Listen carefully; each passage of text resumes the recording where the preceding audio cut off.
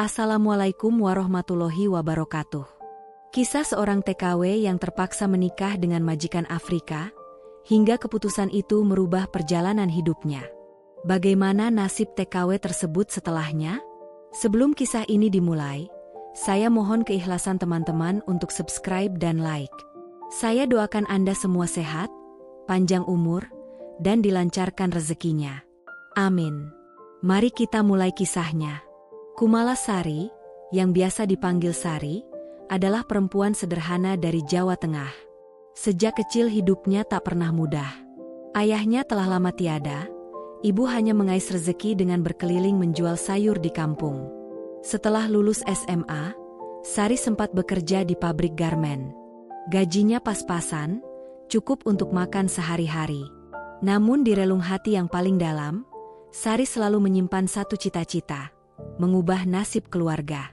Ia ingin rumah yang lebih layak untuk ibu, pendidikan yang layak untuk adik, dan sedikit tabungan sebagai jaring pengaman. Ketika kabar tentang peluang bekerja di luar negeri sampai ke telinganya, Sari langsung tergelitik. Awalnya ia berniat mengikuti jejak banyak tetangga yang berangkat ke Timur Tengah.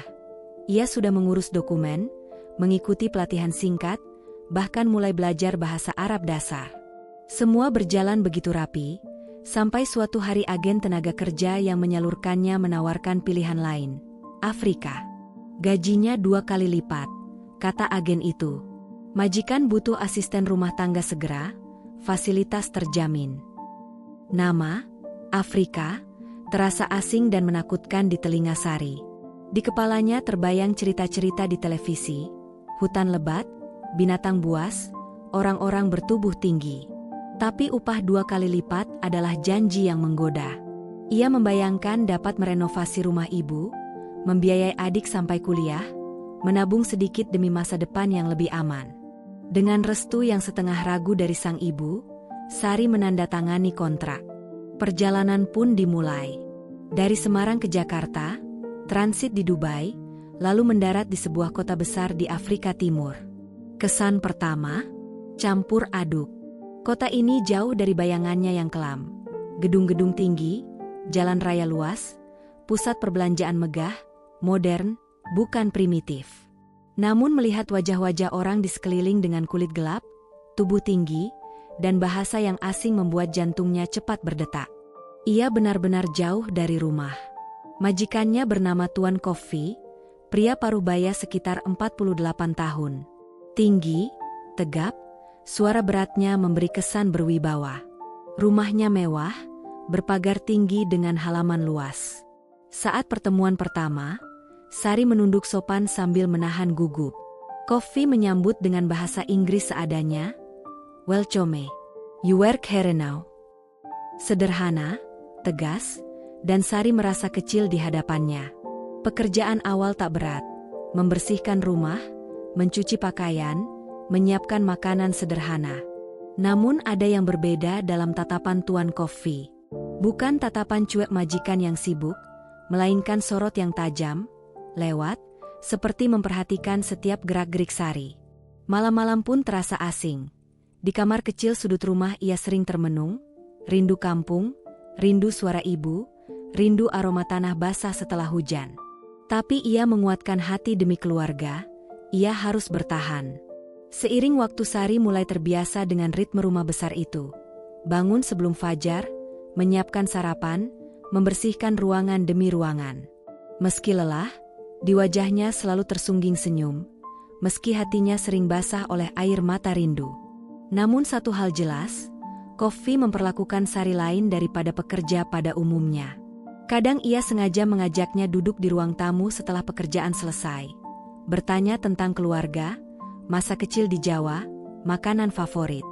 Awalnya Sari merasa dihargai, tetapi lama-kelamaan perasaan itu berubah jadi tidak nyaman. Tatapan Kofi tak pernah lepas dari wajah dan tubuhnya. Ada sesuatu yang mengganjal. Suatu sore, Kofi memanggil Sari ke ruang kerjanya. Suaranya tegas, penuh penekanan. "Sari, you are not just worker. I want you to stay here with me." Sari terdiam, mencoba memahami. Lalu Kofi melanjutkan, lugas, "Marry me. Simple." Not legal, but you stay here as wife. I give you money, big money. Kata-kata itu memutar kepalanya Sari. Menikah siri dengan majikan? Itu bukan bayangan yang pernah ia punya. Ia datang untuk bekerja, bukan untuk menjadi istri secara sembunyi. Dalam hatinya Sari ingin menolak keras. Tapi Coffee tak berhenti bicara. Ia menawari fasilitas lebih layak, kamar yang nyaman, uang bulanan besar, jaminan keamanan. Dan senyum samar Coffee ketika menutup tawarannya terasa seperti ancaman yang tak diucapkan. Pilihan yang dipaksa terasa menekan. Menolak bisa berarti dikembalikan ke agen, diperlakukan lebih buruk, atau bahkan kehilangan penghidupan satu-satunya. Menerima berarti mengkhianati diri sendiri. Malam itu, sendirian di kamarnya, Sari menangis. Semua beban hidup seolah menumpuk.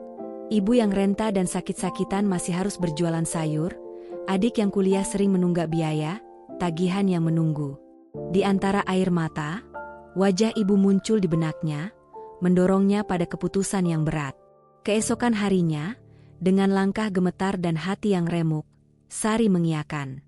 Saat Coffee kembali menanyakan jawaban, ia hanya bisa mengangguk pelan dan berbisik, I accept. Senyum puas mengembang di wajah Coffee. Good. Tonight you are mine, katanya singkat. Hari itu, Sari diberi sebuah gaun sederhana berwarna putih gading. Tidak ada pesta, tidak ada saksi resmi. Hanya seorang pria Afrika yang menjadi perantara. Dengan doa singkat dan ijab kabul yang diucapkan dalam bahasa campuran, status Sari pun berubah. Dalam hitungan menit, ia bukan lagi seorang pekerja, melainkan istri siri. Hatinya bergetar hebat. Seolah mimpi buruk baru saja dimulai. Malam itu datang begitu cepat. Malam pertama yang bukan hanya menguji fisiknya, tapi juga menghancurkan sebagian hatinya. Sejak sore, tubuhnya terasa lemah. Ia tak sanggup makan, meski Coffee menyuruhnya menikmati hidangan khusus. Lidahnya hambar, perutnya mual, pikirannya dipenuhi ketakutan. Ia tahu malam itu akan tiba, dan ia tidak bisa menghindar. Saat pintu kamarnya diketuk, Sari terlonjak. Sari, Kome, suara berat Coffee terdengar memaksa. Dengan langkah gontai, ia keluar dari kamar sempitnya. Coffee membawanya menuju kamar utama di lantai atas. Ruangan yang selama ini hanya bisa ia bersihkan tanpa berani menoleh lama. Kini, ia dipaksa masuk, sebagai seorang istri. Kamar itu begitu luas. Ranjang besar berkelambu putih berdiri di tengah, lampu temaram menambah ketegangan. Sari menunduk, tak berani menatap, tapi ia bisa merasakan tatapan tajam Coffee yang menusuk dari segala arah. Tangannya gemetar, napasnya terengah, seolah paru-parunya terlalu sempit untuk menampung udara. Dengan suara yang lembut namun penuh kuasa, Coffee berkata, "Tonight, you belong to me." Kata-kata itu membuat lutut Sari lemas. Ia tahu, tidak ada jalan lari. Tidak ada keluarga. Tidak ada tetangga. Tidak ada siapapun yang bisa menolong. Di negeri asing ini, hanya ada dirinya, dan seorang pria besar yang kini resmi menjadi suaminya menurut pernikahan siri. Coffee mendekat. Tubuhnya tegap, kulit hitam legam berkilau di bawah cahaya lampu, kontras dengan kulit kuning langsat Sari. Genggamannya kuat saat menarik Sari ke sisi ranjang. "Don't be afraid," ucapnya singkat. Namun justru kata-kata itu membuat air mata Sari jatuh tanpa suara. Sari mencoba mengalihkan pikirannya. Membayangkan wajah ibu di kampung, suara ayam berkokok di pagi hari, tawa kecil adiknya yang memanggil namanya. Tapi semua itu terasa jauh, hanya seperti mimpi samar. Yang nyata hanyalah kamar asing itu, dan seorang lelaki asing yang kini punya kuasa penuh atas dirinya. Saat Coffee mengusap kepalanya, Sari hampir pingsan. Ada hangat yang aneh, bercampur tekanan batin luar biasa. Ia tidak bisa menolak, tapi juga tak sanggup menerima. Di dalam hatinya terjadi perang besar, antara takut, marah, dan pasrah yang bercampur jadi satu. Malam pertama itu bukan sekadar soal tubuh. Bagi Sari, itu adalah awal dari runtuhnya sebagian hati. Ia sadar, sejak detik itu hidupnya tak lagi sama. Keesokan paginya, Sari terbangun dengan tubuh lunglai. Rasanya seluruh tenaganya terkuras. Namun yang lebih berat bukanlah lelah di otot, melainkan kekacauan di dalam batinnya. Ia duduk di tepi ranjang, menatap kosong lantai marmer dingin. Bayangan kejadian semalam berulang-ulang menghantui kepalanya. Ia tahu, dirinya yang akhirnya mengiyakan tawaran pernikahan siri itu. Tapi ia juga merasa, ia dipaksa keadaan. Bayangan wajah ibunya kembali muncul. Seorang perempuan renta, sakit-sakitan, masih harus berjualan sayur demi menyambung hidup. Pikirannya kembali berkecamuk. Di satu sisi, ada marah pada dirinya sendiri. Mengapa ia begitu lemah? Mengapa ia tak lebih tegas menolak? Namun di sisi lain, ia juga merasakan iba. Kofi, majikannya, ternyata bukan sekadar menginginkan tenaga kerja. Ada sesuatu di balik tatapannya. Kesepian, luka lama yang tersembunyi. Emosi yang bertubrukan itu membuat Sari semakin goyah. Siang hari ia tidak tenang, malam pun ia sulit tidur. Setiap kali melihat Kofi duduk membaca koran di ruang tamu, hatinya bergetar. Ada takut, ada benci, tapi juga ada bisikan kecil tentang penerimaan. Semua itu menumpuk, membuat Sari semakin rapuh. Beberapa kali, ia hanya bisa melampiaskan isi hatinya lewat buku catatan kecil yang dibawanya dari kampung. Di sana ia menuliskan kerinduannya, curhat tentang perasaan terjebak, dan doa-doa agar diberi kekuatan untuk bertahan. Meski Sari mencoba meluapkan isi hatinya lewat tulisan, sesaknya tak pernah benar-benar hilang. Ada yang terus menghimpit di dadanya, membuat malam-malam panjang terasa semakin berat. Hari-hari berikutnya, Kofi makin sering memperlakukannya bukan lagi sebagai pekerja, melainkan sebagai seorang istri. Ia memberi Sari perhiasan sederhana, pakaian baru, bahkan sebuah ponsel yang lebih bagus. Namun, anehnya, semua itu tidak membawa kebahagiaan. Justru membuat Sari semakin bingung. Apakah ini bentuk cinta, atau hanya rasa memiliki? Dalam hati kecilnya, Sari ingin melawan.